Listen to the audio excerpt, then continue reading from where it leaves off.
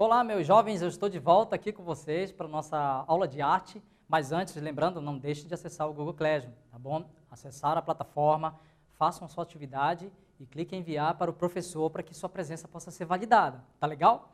Bem, na aula anterior nós estávamos vendo um pouquinho sobre a pop art, tá? Bem legal, o contexto histórico nós vimos também, como foi que aconteceu aquele momento, vimos que era uma transformação social tecnológica e de consumo, depois vimos os conceitos do movimento, né? Como é que os artistas trabalhavam essa questão de uma crítica do que estava acontecendo naquele período, né? Mexendo com o cinema, mexendo com a alimentação, até com os objetos, né?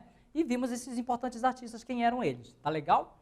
Bem, aí aqui entrando a questão do retrato, autorretrato e selfie, técnicas e obras. Ah, mas você já ouviu falar sobre essas questões, né? Principalmente selfie, que é uma coisa da nossa atualidade, tá legal? Mas antes eu queria que vocês vissem uma coisa aqui. Olha, isso aqui eu trouxe para vocês que é um autorretrato.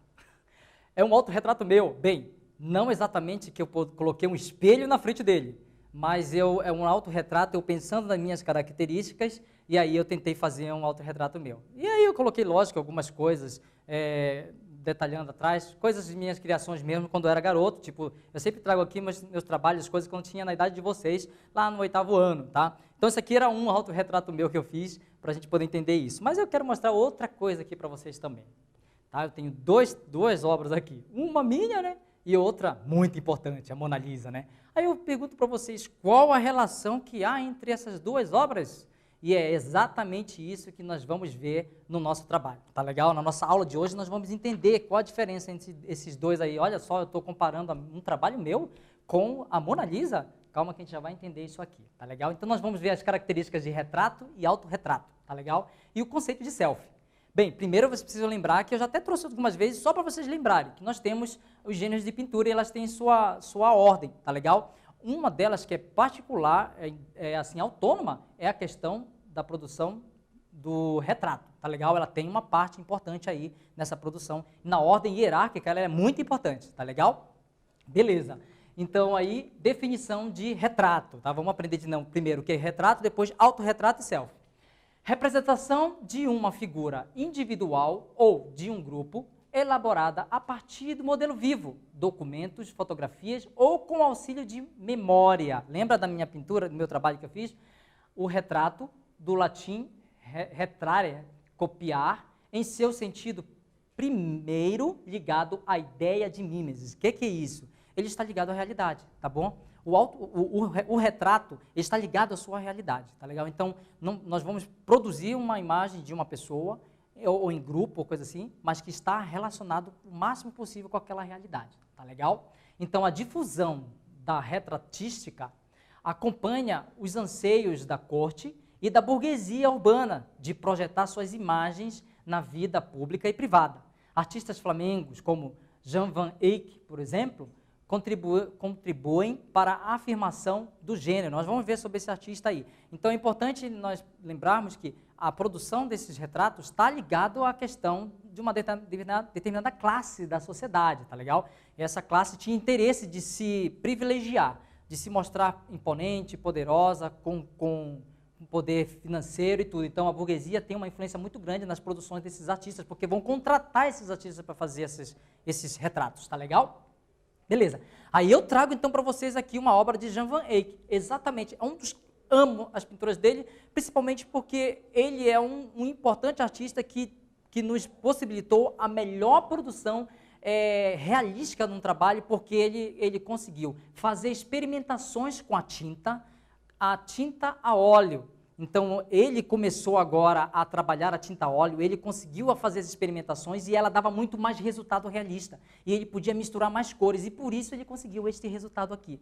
Então, ele vai representar, por exemplo, duas pessoas importantes da sociedade, jovens importantes, provavelmente vão casar. E aí a gente observa os detalhes, não só da obra em si, toda, né? Mas principalmente, olha só a vestimenta da moça, por exemplo, e o interessante, olha o cachorro, como ele trabalhou as pinceladas de uma maneira tão realista, e os detalhes, por exemplo, do espelho na parede, ele até reflete eles como se estivesse numa posição de costas. Então, É muito interessante como ele trabalhou isso, e isso deu um resultado muito grande por meio da tinta óleo que foi exatamente criada por ele. Então, isso é um retrato. Mas, professor, um retrato não é uma imagem de uma pessoa, do rosto e pronto, como, por exemplo, a Mona Lisa, que você mostrou para mim? Mas os retratistas não vão só trabalhar dessa forma. Uma obra pode ser retrato também, mostrando outras pessoas e até cenário. Tá legal? Beleza. Aí eu posso mostrar, por exemplo, aqui. Aqui quebra um pouquinho a questão de nós pensarmos em trabalhar a questão de um artista, um retrato de uma pessoa viva, por exemplo. Então, Frederico e sua esposa, por exemplo, a esposa está morta. Então, foi feito a partir de uma máscara, para poder fazer esse rosto. Por isso, esse rosto pálido, quase sem vida, né, e tudo. Apesar de a gente pensar que tem uma tendência, parece grega, mas por conta desse tipo de tonalidade do rosto na pintura, mas na verdade era porque ela estava morta. O outro personagem, por exemplo, e como os artistas buscavam muito produzir, esse é um trabalho de Piero della Francesca, que é um importante artista que vai influenciar nessas produções, ele vai, por exemplo, colocar o personagem, o Frederico, de lado, de perfil, em uma posição, porque há um acidente que aconteceu há muito tempo na vida dele, ele acabou perdendo o olho. Então, olha, o artista ele vai buscar privilegiar a melhor posição do personagem. Tá legal? Isso é muito interessante de observarmos. Aí nós temos também outras obras, como eu trouxe a Mona Lisa para vocês aqui, que é uma obra de retrato, tá legal? Mas também tem esta obra aqui, né, de David, por sua vez, realiza retratos em sua fase milanesa, de Milano, quando ele vivia em Milano, até 1499. Aí ele faz essa dama aqui, a dama com um arminho. Quer dizer, ele faz uma pintura em que, aí a gente fica pensando, né, porque o Leonardo da Vinci tinha uma particularidade ao pintar, né, então a gente fica confuso da personagem se realmente é um homem ou uma mulher, fica meio andrógeno, e a gente percebe exatamente pelas mãos grotescas, parecendo mais masculinas, então ele dá esse efeito ambíguo na pintura, inclusive nós podemos ver esse efeito ambíguo de dois sentidos numa pintura, como a Mona Lisa, né? Beleza, trago o nosso primeiro quiz aqui. A difusão da retratística acompanha os anseios de uma população pobre e desprivilegiada que desejava ser notada também na sociedade, da corte da burguesia urbana de projetar suas imagens na vida pública e privada, C, do próprio artista que encontrava no retrato uma forma de expor suas opiniões sobre a burguesia. Vamos já ver essa resposta aqui daqui a pouco.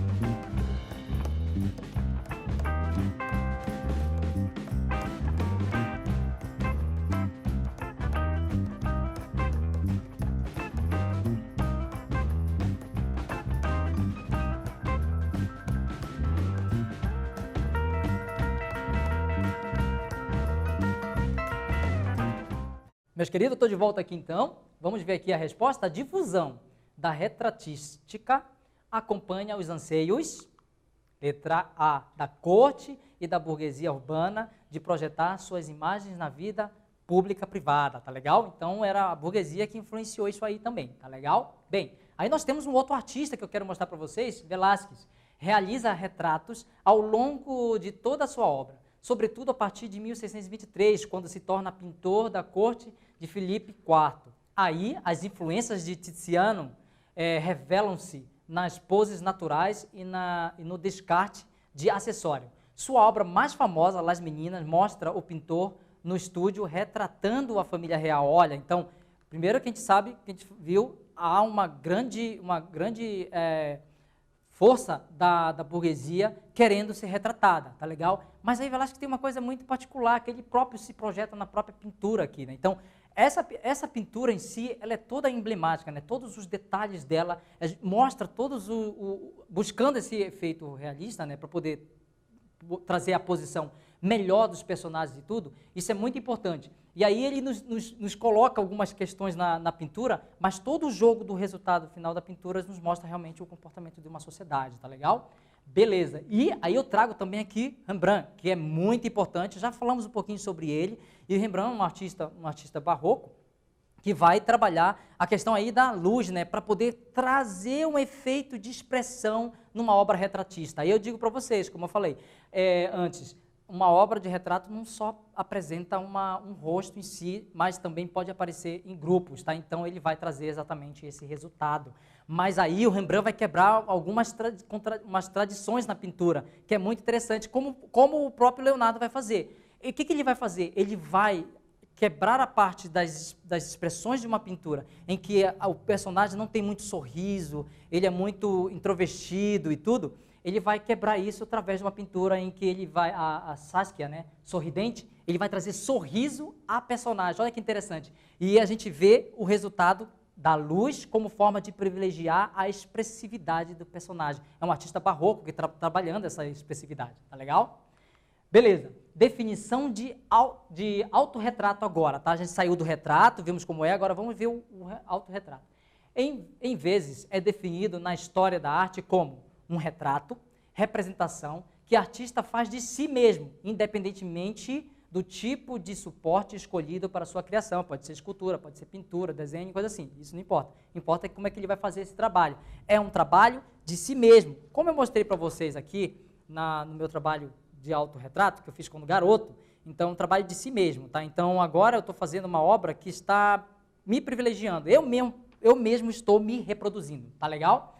Então, a produção de autorretrato acompanha uma parcela considerável da história da arte. Não são poucas as vezes em que os artistas projetam suas próprias imagens no papel ou na tela, em trabalhos que trazem a marca da autorreflexão e, por isso, tocam o gênero autobiográfico, né? Agora você está falando de si, né? Por isso que quando eu coloquei, eu vou mostrar de novo aqui para vocês, por isso que quando eu pintei meu autorretrato, ele não tem expressividade. Tá? Eu quero mostrar o meu rosto parado porque agora eu quero privilegiar outras questões da minha imagem. Então isso é muito importante de a gente observar como é. Naquela época eu não sabia o que era um autorretrato, mas eu consegui naturalmente fazer um autorretrato sem essas expressões. Tá legal?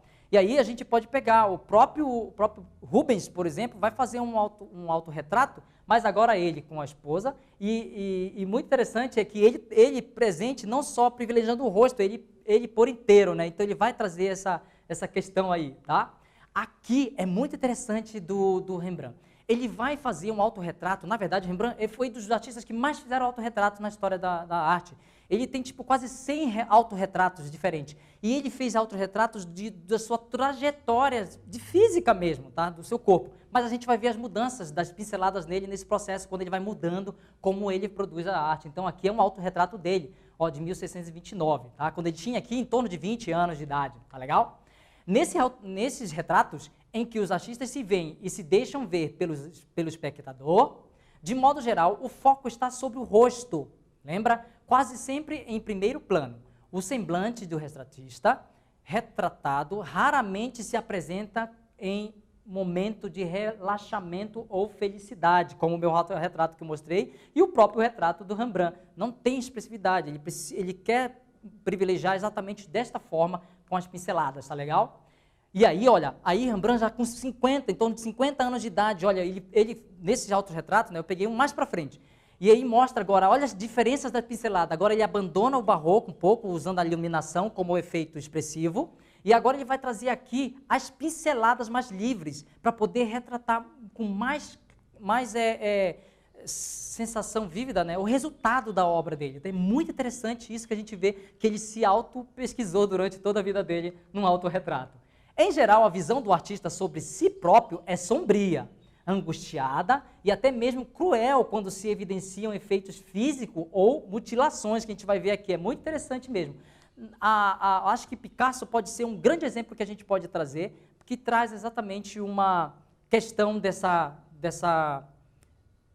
questão de você não estar querendo mostrar muita coisa, mas na verdade tem uma mensagem muito forte aqui. Picasso, ao fazer esse autorretrato, por exemplo, esse aqui ele vai estar sendo influenciado pelo cubismo, né? Então o rosto é mais geometrizado, né, e tudo, por conta das máscaras africanas que ele se inspirou. Mas esse aqui vai revelar um momento muito interessante da vida dele, em que é o momento da fase azul de Picasso. E essa fase azul de Picasso vai trazer, então, ele um personagem com uma roupa bem grande, né? Ele bem alto. É como se ele estivesse chegando agora na hora para fazer o autorretrato dele, com o rosto pálido e todas, absolutamente, a pintura em tonalidade azul, mostrando seu estado psíquico, como é que ele estava naquele momento, né? Então, Picasso faz esse resultado, e um personagem muito grande, né? Mostrando de um tamanho bem grande. É nisso que ele vai trazer, então, para a gente, como pensamento de que, naquela época, ele não era um artista grande, ele estava com seus 20 e poucos anos, e depois ele vai, então, se superar nisso, tá? O exemplo mais célebre nessa direção é o autorretrato com orelha enfaixada, pintado por Vincent van Gogh, em 1888, após uma crise que o leva a cortar o lóbulo da orelha esquerda. Olha, isso aqui é muito interessante do Van Gogh agora, né, que a gente vai pensar assim como, né?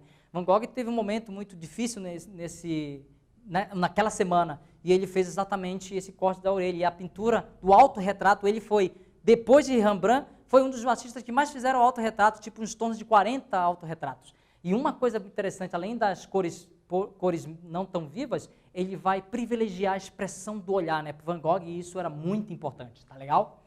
Difícil localizar nos autorretratos alguns tons edificantes, como a gente viu nos artistas, né, heróico ou celebrativo. Ao contrário, essas imagens traduzem, pelo registro da expressão, momentos de angústia e introspecção. Tá legal? Então, como que nós vimos agora. Segundo o quiz, então, que nós vamos mostrar aqui para vocês, uma característica do autorretrato é: A, o foco está no plano do fundo, o cenário atrás do personagem. B, não há foco algum em uma pintura de autorretrato. C, o foco está sobre o rosto, quase sempre em primeiro plano.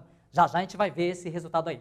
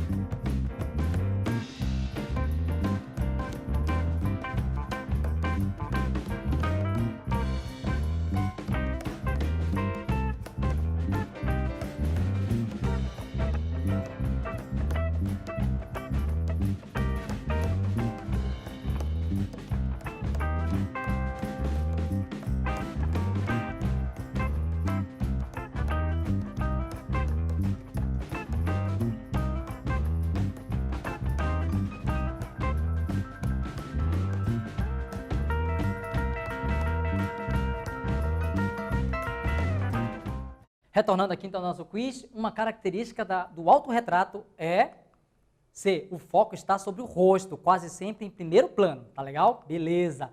Aí agora a gente vai ver o selfie, tá? A selfie é muito importante aqui.